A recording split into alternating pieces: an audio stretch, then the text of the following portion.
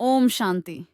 आज 15 अप्रैल 2025 की मुरली में बाबा कहते हैं, मीठे बच्चे, बाप तुम रूहों से रूह रिहान करते हैं। तुम आए हो बाप के पास 21 जन्मों के लिए अपनी लाइफ इंश्योर करने। तुम्हारी लाइफ ऐसी इंश्योर होती है जो तुम अमर बन जाते हो। आज का प्रश्न, मनुष्य भी अपनी लाइफ इंश्योर कराते और तुम बच्चे भी, दोनों में अंतर क्या है?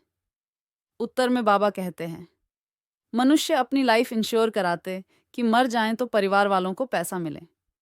तुम बच्चे इंश्योर करते हो कि 21 जन्म हम मरे ही नहीं, अमर बन जाएं। सतयुग में कोई इंश्योर कंपनियां होती नहीं। अभी तुम अपनी लाइफ इंश्योर कर देते हो, फिर कभी मरेंगे नहीं, ये खुशी रहनी चाहिए। गीत। ये कौन आज आया सवेरे। ओम शांति। रूहानी बाप बैठ रूहानी बच्चों से रूह रिहान करते हैं। तुम बच्चे जानते हो बाप हमको अभी 21 जन्म तो क्या 40-50 जन्मों लिए इंश्योर कर रहे हैं। वो लोग इंश्योर करते हैं कि मर जाएं तो उनके परिवार को पैसा मिले। तुम इंश्योर करते हो 21 जन्मों के लिए मरे ही नहीं, अमर बनाते हैं ना। तुम अमर थे, मूल वतन भी अमर लोक है। वहां मरने जीने की बात नहीं रहती, वो है आत्माओं का निवास स्थान। अब ये रूह रिहान बाप अपने बच्चों से करते हैं और कोई से नहीं करते। जो रूह अपने को जानती है उनसे ही बात करते हैं। बाकी और कोई बाप की भाषा को समझेंगे नहीं। प्रदर्शनी में इतने आते हैं, तुम्हारी भाषा को समझते हैं क्या? कोई मुश्किल थोड़ा समझते हैं। तुमको भी समझाते समझाते कितने वर्ष हुए हैं, तो भी कितने थोड़े समझते हैं। है भी सेकंड में समझने की बात। हम आत्माएं जो पावन थी वही पतित बनी हैं, फिर हमको पावन बनना है। उसके लिए स्वीट फादर को याद करना है। उनसे स्वीट और कोई चीज होती नहीं। इस याद करने में ही माया के विघ्न पड़ते हैं। यह भी जानते हो बाबा, हमको अमर बनाने आए हैं। पुरुषार्थ कर अमर बन, अमरपुरी का मालिक बनना है। अमर तो सब बनेंगे। सतयुग को कहाँ ही जाता है अमरलोक। ये है मृत्युलोक। ये अमर कथा है। ऐसे नहीं कि सिर्फ शंकर ने पार्वती को अमर कथा सुनाई। वह तो सब हैं भक्ति मार्ग की बातें। तुम बच्चे सिर्फ मुंह एक से ही सुनो। माँ में कम याद करो। ज्ञान मैं ही दे सकता हूँ। ड्रामा प्लेन अनुसार सारी दुनिया तमो प्रधान बनी है। अमरपुरी में राज्य करना, उसको ही अमर पद कहा जाता है। वहां इंश्योर कंपनियां आदि होती नहीं। अभी तुम्हारी लाइफ इंश्योर कर रहे हैं। तुम कभी मरेंगे नहीं, ये बुद्धि में खुशी रहनी चाहिए। हम अमरपुरी के मालिक बनते हैं तो अमरपुरी को याद करना पड़े। वाया मूल वतन ही जाना होता है, ये भी मनमना भव हो जाता। मूल वतन है मनमना भव, अमरपुरी है मध्याजी भव। हर एक बात में 2 अक्षर ही आते हैं। तुमको कितने प्रकार से अर्थ समझाते हैं, तो बुद्धि में बैठे। सबसे जास्ती मेहनत है ही इसमें अपने को आत्मा निश्चय करना है। हम आत्मा ने यह जन्म लिया है। 84 जन्म में भिन्न भिन्न नाम रूप देश काल फिरते आए हैं। सतयुग में इतने जन्म, त्रेता में इतने, ये भी बहुत बच्चे भूल जाते हैं। मुख्य बात है अपने को आत्मा समझ स्वीट बाप को याद करना। उठते बैठते ये बुद्धि में रहने से खुशी रहेगी। फिर से बाबा आया हुआ है, जिसको हम आधा कल्प याद करते थे कि आओ आकर पावन बनाओ। पावन रहते हैं मूल वतन में और अमरपुरी सतयुग में। भक्ति में मनुष्य पुरुषार्थ करते हैं, मुक्ति में व कृष्णपुरी में जाने के लिए। मुक्ति कहो अथवा निर्वाण धाम कहो, वानप्रस्थ अक्षर करेक्ट है। वानप्रस्थी तो शहर में ही रहते हैं। सन्यासी लोग तो घर बार छोड़ जंगल में जाते हैं। आजकल के वानप्रस्थियों में कोई दम नहीं है। सन्यासी तो ब्रह्म को भगवान कह देते हैं, ब्रह्मलोक नहीं कहते। अभी तुम बच्चे जानते हो, पुनर्जन्म तो किसका भी बंद नहीं होता। अपना अपना पार्ट सब बजाते हैं। आवागमन से कभी छूटना नहीं है। इस समय करोड़ों मनुष्य हैं और भी आते रहेंगे, पुनर्जन्म लेते रहेंगे। फिर फर्स्ट फ्लोर खाली होगा। मूल वतन है फर्स्ट फ्लोर, सूक्ष्म वतन है सेकंड फ्लोर। ये है थर्ड फ्लोर, अथवा इनको ग्राउंड फ्लोर कहो। दूसरा कोई फ्लोर है नहीं। वो समझते हैं स्टार्स में भी दुनिया है, ऐसे है नहीं। फर्स्ट फ्लोर में आत्माएं रहती हैं। बाकी मनुष्यों के लिए तो ये दुनिया है। तुम बेहद के वैरागी बच्चे हो। तुम्हें इस पुरानी दुनिया में रहते हुए भी इन आंखों से सब कुछ देखते हुए नहीं देखना है। यह है मुख्य पुरुषार्थ, क्योंकि यह सब खत्म हो जाएगा। ऐसे नहीं कि संसार बना ही नहीं है, बना हुआ है। परंतु उनसे वैराग्य हो जाता, अर्थात सारी पुरानी दुनिया से वैराग्य। भक्ति, ज्ञान और वैराग्य। भक्ति के बाद है ज्ञान, फिर भक्ति का वैराग्य हो जाता। बुद्धि से समझते हो कि यह पुरानी दुनिया है, ये हमारा अंतिम जन्म है, अभी सबको वापस जाना है। छोटे बच्चों को भी शिव बाबा की याद दिलानी है। उल्टे सुल्टे खान पान आदि की कोई आदत नहीं डालनी चाहिए। छोटेपन से जैसी आदत डालो वैसी आदत पड़ जाती है। आजकल संग का दोष बड़ा गंदा है। संग तारे कुसंग बोरे, ये विषय सागर वेश्यालय है। सत्य तो एक ही परमपिता परमात्मा है, गॉड इज वन कहा जाता है। वह आकर सत्य बात समझाते हैं। बाप कहते हैं, हे रूहानी बच्चों, मैं तुम्हारा बाप तुमसे रूह रिहान कर रहा हूँ, मुझे तुम बुलाते हो ना। वही ज्ञान का सागर, पतित पावन है, नई सृष्टि का रचयिता है, पुरानी सृष्टि का विनाश कराते हैं। ये त्रिमूर्ति तो प्रसिद्ध है, ऊंच ते ऊंच है शिव। अच्छा, फिर सूक्ष्म वतन में है ब्रह्मा विष्णु शंकर। उन्हों का साक्षात्कार भी होता है, क्योंकि पवित्र है ना। उन्हों को चैतन्य में इन आंखों से देख नहीं सकते, बहुत नौदा भक्ति से देख सकते हैं। समझो कोई हनुमान का भक्त होगा तो उनका साक्षात्कार होगा। शिव के भक्त को तो झूठ बताया गया है कि परमात्मा अखंड ज्योति स्वरूप है। बाप कहते हैं, मैं तो इतनी छोटी सी बिंदी हूं। वह कहते अखंड ज्योति स्वरूप अर्जुन को दिखाया। उसने कहा बस मैं सहन नहीं कर सकता हूं। उनको दीदार हुआ तो यह गीता में लिखा हुआ है। मनुष्य समझते हैं अखंड ज्योति का साक्षात्कार हुआ। अब बाप कहते हैं ये सब भक्ति मार्ग की बातें दिल खुश करने की हैं। मैं तो कहता ही नहीं हूं कि मैं अखंड ज्योति स्वरूप हूं। जैसे बिंदी मिसल तुम्हारी आत्मा है वैसे मैं हूं। जैसे तुम ड्रामा के बंधन में हो वैसे मैं भी ड्रामा के बंधन में बांधा हुआ हूं। सब आत्माओं को अपना अपना पार्ट मिला हुआ है। पुनर्जन्म तो सबको लेना ही है, नंबरवार सबको आना ही है। पहले नंबर वाला फिर नीचे जाता है। कितनी बातें बाप समझाते हैं। ये समझाया है कि सृष्टि रूपी चक्र फिरता रहता है। दिन के बाद रात आती है, वैसे कलयुग के बाद सतयुग, फिर त्रेता, फिर संगम युग आता है। संगम युग पर ही बाप चेंज करते हैं। जो सतो प्रधान थे अब वही तमो प्रधान बने हैं, वही फिर सतो प्रधान बनेंगे। बुलाते भी हैं, हे पतित पावन आओ। तो अब बाप कहते हैं, मन मना भव। मैं आत्मा हूं, मुझे बाप को याद करना है। ये यथार्थ रीति कोई मुश्किल समझते हैं। हम आत्माओं का बाप कितना मीठा है। आत्मा ही मीठी है ना। शरीर तो खत्म हो जाता है, फिर उनकी आत्मा को बुलाते हैं। प्यार तो आत्मा से ही होता है ना।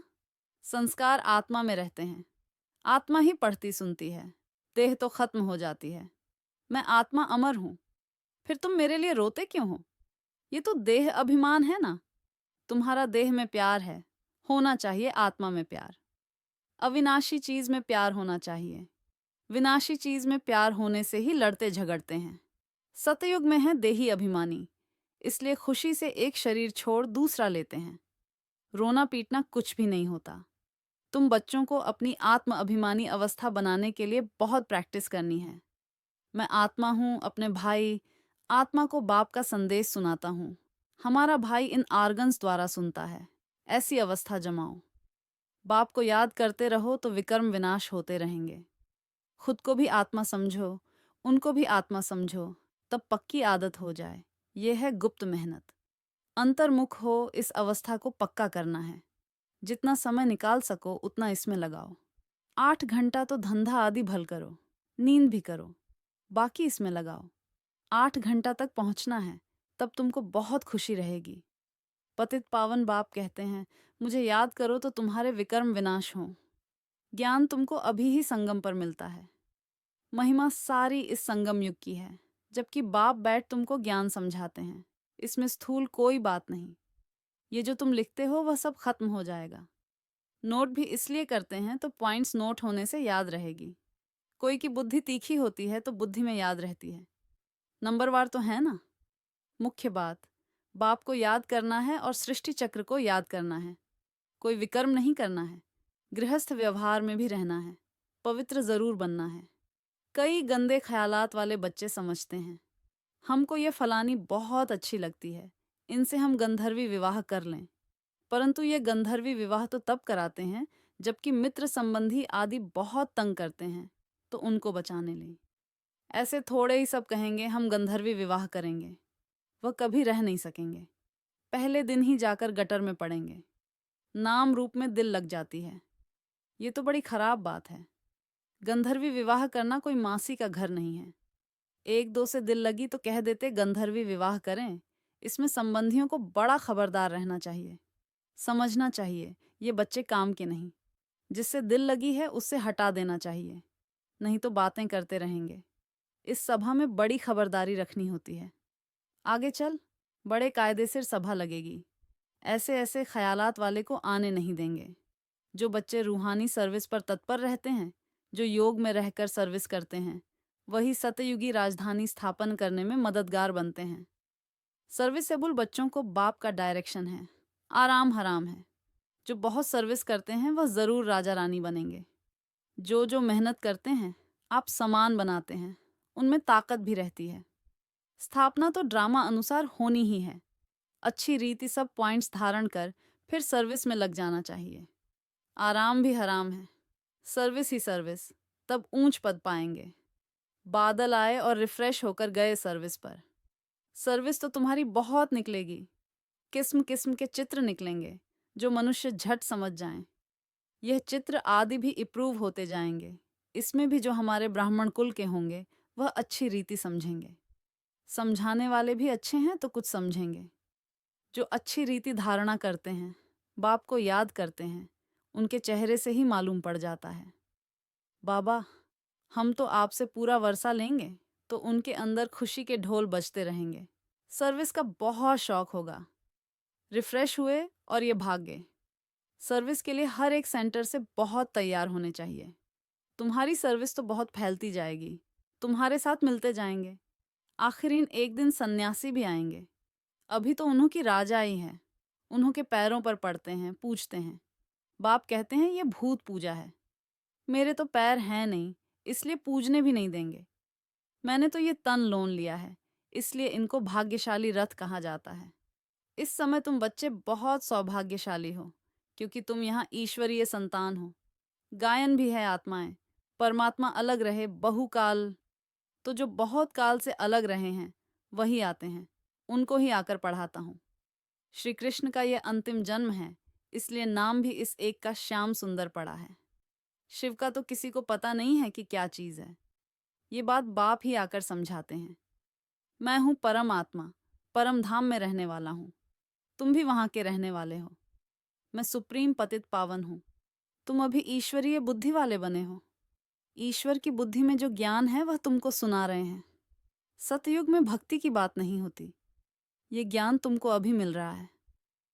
अच्छा, मीठे मीठे सिकी लधे बच्चों, प्रतिमात पिता बाप दादा का याद प्यार और गुड मॉर्निंग। रूहानी बाप की रूहानी बच्चों को नमस्ते। हम रूहानी बच्चों की तरफ से भी रूहानी बाप दादा को याद प्यार और नमस्ते नमस्ते गुड मॉर्निंग। धारणा के लिए मुख्य सार। नंबर 1, अंतर्मुखी होकर अपनी अवस्था को जमाना है, अभ्यास करना है। मैं आत्मा हूँ, अपने भाई आत्मा को बाप का संदेश देता हूँ। ऐसा आत्म अभिमानी बनने की गुप्त मेहनत करनी है। नंबर 2, रूहानी सर्विस का शौक रखना है। आप समान बनाने की मेहनत करनी है। संग का दोष बड़ा गंदा है, उससे अपने को संभालना है। उल्टे खान पान की आदत नहीं डालनी है। वरदान, विश्व कल्याण के कार्य में सदा बिजी रहने वाले विश्व के आधारमूर्त भव। विश्व कल्याणकारी बच्चे स्वप्न में भी फ्री नहीं रह सकते। जो दिन रात सेवा में बिजी रहते हैं, उन्हें स्वप्न में भी कई नई नई बातें, सेवा के प्लान और तरीके दिखाई देते हैं। वे सेवा में बिजी होने के कारण अपने पुरुषार्थ के व्यर्थ से और औरों के भी व्यर्थ से बचे रहते हैं। उनके सामने बेहद विश्व की आत्माएं सदा इमर्ज रहती हैं।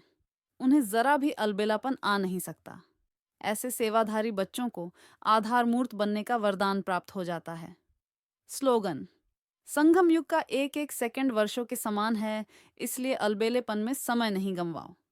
अव्यक्त इशारे, कंबाइंड रूप की स्मृति से सदा विजयी बनो।